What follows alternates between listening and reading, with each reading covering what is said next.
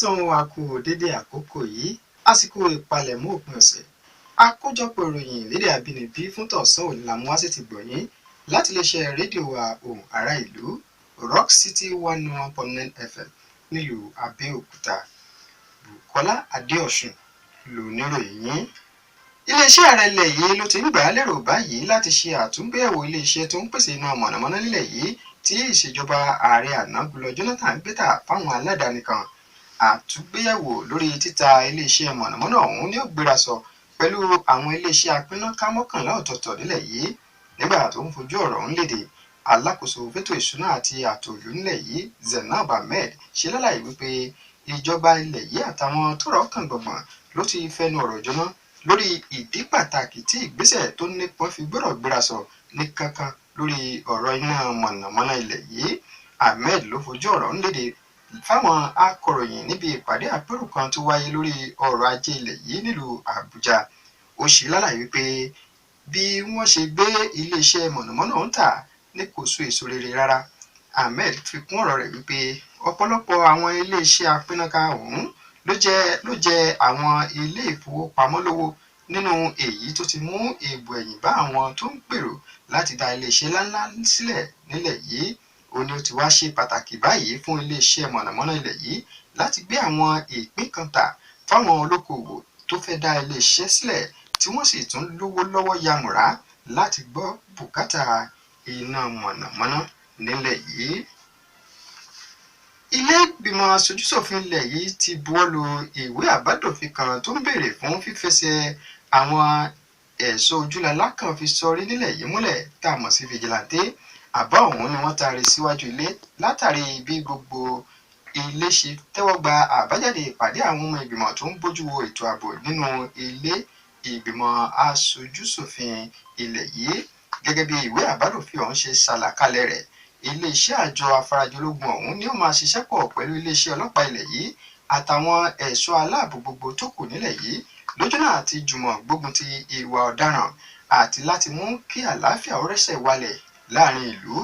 Ìwé àbádòfin mìíràn tó tún ní nǹkan ṣe pẹ̀lú àjọ afarajológun nílẹ̀ yìí ni àwọn ẹ̀ṣọ́ aláàbò alálàáfíà nílẹ̀ yìí tá a mọ̀ sí Peace Corps, ṣùgbọ́n tí àjọ ọ̀hún ṣì ń dúró de àbájáde àwọn ọmọ ìgbìmọ̀ tí ó mú kílé ìgbìmọ̀ aṣojúṣòfin àti ilé ìgbìmọ̀ aṣòfin àpapọ̀ ilẹ̀ yóò gbéyẹ̀wò pẹ̀lú ṣíṣe ìpalẹ̀mọ́ láti taari ìwé àbádòfin ọ̀hún sí ààrẹ Muhammadu Buhari láti buwọ́lù. Àwọn aládarí nínú ẹgbẹ́ òṣèlú APC ti ní gbáyàwó nílẹ̀kùn sísílẹ̀ fún èyíkéyìí ọmọ ẹgbẹ́ ọ̀hún láti wá gbàwé mo fẹ́ díje dupò ààrẹ níbi ètò ìdìbò sípò ààrẹ tó ń bọ̀ lọ́dún 2019. Wọ́n ní ààrẹ Muhammadu Buhari kò tí ì bú ẹgbẹ́ gbọ́ lórí wípé òun ó tún díje dupò ààrẹ lẹ́ẹ̀kejì lọ́dún 2019. Àwọn aládarí nínú ẹgbẹ́ òṣèlú APC ọ̀hún tún ní kódà gan tí ààrẹ Muhammadu Buhari bá sì nífẹ̀ẹ́ láti tún díje lẹ́ẹ̀kan sí i, wọ́n ní ìlànà fífa ọmọ oyè kalẹ̀ ńlá wọn tẹ̀lé lọ́nà tó yẹ nínú ẹgbẹ́ ọ̀hún. Alága fìdíhẹ fún ẹgbẹ́ òṣèlú APC nílẹ̀ yìí Olóyè Bísí Àkàndé ló fojú ọ̀rọ̀ ọ̀hún léde bẹ́ẹ̀ lásìkò táwọn akọ̀ròyìn taari ìbéèrè sí ní kété tí wọ́n parí ìpàdé àwọn àgbààgbà nínú ẹgbẹ́ òṣèlú APC lẹ́kùn gúúsù ìwọ̀ oòrùn ilẹ̀ yìí tó wáyé nílùú Ìbàdàn. Níbi ìpàdé ọ̀hún láti rí gómìnà Ìbíkúnlé Amósùn, Akínwùmí Àǹbọ̀dé, Rauf Arẹ́gbẹ́ṣọlá, Rótìmí Akérédolú tó fi mọ́ àwọn tó ti ṣe gómìnà tẹ́lẹ̀ rí bíi Olúṣẹ́gun Ọ̀ṣọ́bà, Adéníyì Adébáyọ̀, Ọlágúnsóyè Oyinlọ́lá àti Christopher Àlàó Àkàlà. Lára àwọn tó tún péjú pésẹ̀ síbi ìpàdé ọ̀hún ni alákòóso fọ́rọ̀ nǹkan àlùmọ́ọ́nì ilẹ̀ nílẹ̀ yìí Káyọ̀dé Fáyẹmí àti alákòóso fáwọn òpó ìbáràlúsọ̀rọ̀ Adébáyọ̀ Ṣítù. Adarí àgbà fún ẹgbẹ́ òṣèlú APC Aṣíwájú Bọ́lá Ahmed Tinubu ò sí níkàlẹ̀ níbi ìpàdé ọ̀hún látàrí ipò tí ìlera rẹ̀ wà. Bẹ́ẹ̀ sì ni gómìnà Ìbíkúnlé Amósùn àti Akérédolú tètè kúrò níbi ìpàdé ọ̀hún ṣáájú kípàdé náà tó parí. Níbẹ̀ ni Olóyè Bísí Àkàndé ti tàn mọ́lẹ̀ sí àwọn ọ̀rọ̀ tó ń jà rìnrìn nígboro lórí àwọn tó ń pè fún ṣíṣe àtúntò orílẹ̀-èdè wa Nàìjíríà. Àkàndé ṣàlàyé wípé ẹgbẹ́ òṣèlú APC ti ní àwọn ìlànà àlàkalẹ̀ látọ̀dọ̀ ìjọba àpapọ̀ títí dé ọ̀dọ̀ ìjọba ìpínlẹ̀ kì í ṣe agbára ṣíṣe àtúntò ilẹ̀ yìí.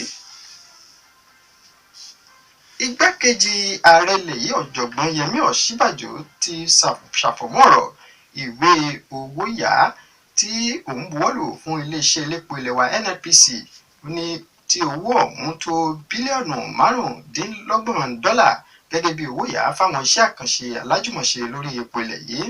Ọ̀ṣínbàjò ṣàlàyé pé ìwé ìfààyègbà fún ẹ̀yáwó tí òun buwọ́lù lásìkò tí ààrẹ Muhammadu Buhari lọ fún ìsinmi lórí ọ̀rọ̀ ìlera rẹ̀ kì í ṣe ìwé fún iṣẹ́ àkànṣe rárá o.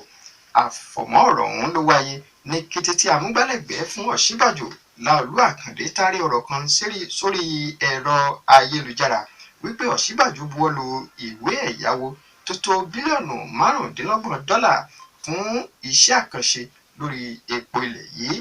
Igbákejì ààrẹ ilẹ̀ wa Nàìjíríà ní iṣẹ́ ìfimúfínlẹ̀ àkànṣe táwọn àgbáríjọ olókoòwò fẹ́ ṣe nígbà náà ló nílò ìwé àṣẹ ẹ̀yáwó nígbà tí Buhari wà nílùú London, àti wípé gẹ́gẹ́ bí adelé ààrẹ nígbà náà òun buwọ́lù ìwé ìbéèrè fún ẹ̀yáwó ọ̀hún lẹ́yìn tó ti la àwọn ìlànà tó yẹ kọjá ni. Lákòótán, ìròyìn ilẹ̀ òkèrè. Àbájáde èsì ìdìbò sípò ààrẹ lórílẹ̀‐èdè Liberia ló ti ń jáde díẹ̀díẹ̀ pẹ̀lú bó ṣe ń fojú hàn báyìí wípé àfàìmọ̀ kó má ṣe wípé George Weah tó ti fìgbà kan rí jẹ́ ìlúmọ̀ọ́ká agbábọ́ọ̀lù ní ó borí pẹ̀lú bẹ́ẹ̀kọ́ ṣe ń ṣojú mímu fún báyìí. Àwọn nǹkan tí àjọ elétò ìdìbò ilẹ̀ ọ̀hún ti gbé jáde báyìí ló fojú hàn wípé ọ̀gbẹ́ni Weah ló ń léwájú pẹ̀lú bẹ́ẹ̀kọ́ ṣe ń ṣojú mímu fún wọn láti orílẹ̀-èdè 11 ọ̀tọ̀ọ̀tọ̀ nínú 15 bó tilẹ̀ jẹ́ wípé wọn ò tí ì ka ìbò àwọn ibì kan tán.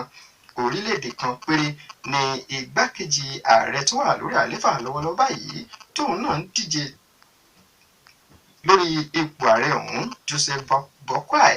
Ṣùgbọ́n bí àbájáde èsì ìdìbò ń ṣe ń wọlé gẹ́rẹ́ ńṣe làwọn kan lu adarí ẹgbẹ́ agbábọ́ọ̀lù Arsenal Arsene Wenger ní jìbìtì látàrí ìròyìn èké tí wọ́n fún un wípé ọ̀gbẹ́ni Weah ti borí.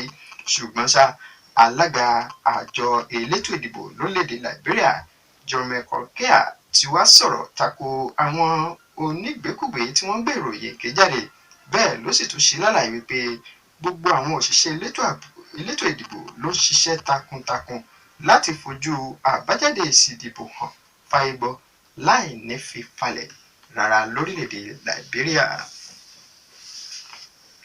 Ṣe ìpéǹpéjú báyìí ń lópin Fìlàní níbí ní òrùkè sí lọ́sẹ̀ yìí lórí ìròyìn lédè abínibí láti iléeṣẹ́ rédíò wa Ohùn Ará Ìlú Rock City 101.9 FM nílùú Abẹ́òkúta. Ṣùgbọ́n kí n tó máa lọ, ẹ bá ń sọ fẹ́ni tó bá ń ṣe rere kó máa ṣe lọ, ẹ sì bá ń sọ fẹ́yàn tó mú ẹ̀bù kágbìn kó rántí àtúbọ̀tán torí pé àṣegbé kan sí o. Gbogbo ohun tí kálukú bá sì gbélé ayé ṣe ẹ̀san rẹ̀ ń bọ̀, ìbá ṣe rere ìbá ṣe búburú. Bùkọ́lá Adéọ̀sùn ló ti mú ròyìn wá sí ti gbọ̀yìn títí ọ̀sẹ̀ tó ń bọ̀ táwọn tó máa gbọ́ra wa àtẹ̀mí àtẹ̀yìn ayé ò ní tẹ̀yìn gbèrú wa o. Ẹ ṣeun bẹ́ẹ̀ ṣe ń tẹ́tí sí wa, ẹ kú ìkàlẹ̀.